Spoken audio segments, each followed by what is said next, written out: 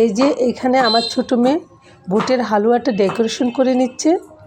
দেখতে মসৃণ এবং সুন্দর না হলেও খেতে কিন্তু অসম্ভব মজার হয়েছিল। হালুয়াটা মসৃণ না হওয়ার একটাই কারণ ছিল, মেয়েকে আমি হাতে টাচ করতে নিষেধ করেছিলাম। চামচ দিয়ে যতটুকু পারা যায় ততটুকুই মেয়ে আমার প্লেন করে নিয়েছে।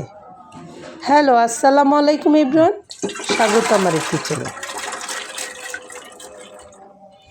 খোসা ছাড়া বুটটা আমি সারা রাতই ভিজিয়ে রেখেছি ভালোভাবে সিদ্ধ হওয়ার জন্য। প্রেশার কুকারও সিদ্ধ করে নিয়েছি।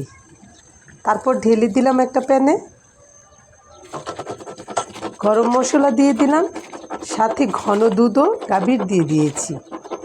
এখন ভালোভাবে ঘুটে নিচ্ছি, যেহেতু প্রেশার কুকারে আমি সিদ্ধ করে নিয়েছি। ঘুটনি দিয়েই হয়ে যাবে প্লেন। এখন দিয়ে দিলাম চিনি আর তেল। সয়াবিন তেলটা আমি এখানে দিয়ে দিয়েছি, সাথে খেজুরের গুঁড়ো দিয়ে দিয়েছি। খেজুরের গুঁড়োটা দেওয়ার পর কালারটা একটা সুন্দর কালার আসবে, খেতেও মজার হবে, ফ্লেভারটাও সুন্দর আসবে। আর পাউডার দুধ অল্প একটু দিয়ে দিয়েছি, সাথে ঘিও দিয়ে দিয়েছি। এখন অনবরত নেড়ে চেড়ে হালুয়াটা একটু ভেজে নিতে হবে। ভাজা ভাজা করে নিচ্ছি, আঁচটা কমিয়ে রেখে চুলার আঁচটা। এখন একটা প্লেটে অল্প একটু ঘি ব্রাশ করে চারিদিকে লাগিয়ে নিচ্ছি। এই প্লেটে হালুয়াটা ঢেলে দিব এবং বিছিয়ে দিব।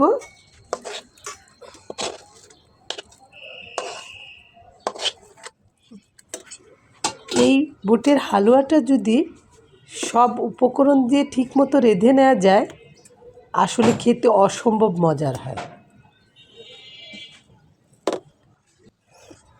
আমরা গৃহিণীরা কোনো উপকরণ যদি কমও থাকে, কম দিয়ে রেঁধে নিতে পারি। হয়ে গেল আমাদের বুটের হালুয়া। এখন সবার জন্য কয়েকটা লাচ্ছা পরোটা বানিয়ে নেব। আর গরুর মাংস আমি আগেই রান্না করে রেখে দিয়েছিলাম রুটির সাথে খাওয়ার জন্য। বাসায় এক একজনের এক একটা আবদার থাকে, কেউ রুটি খাবে গরুর মাংস দিয়ে, কেউ বা বুটের হালুয়া দিয়ে। আর সব কিছু তো আসলে দেখানো সম্ভবও হয় না। আমি একে একে রুটিগুলি সব বেলে নিচ্ছি।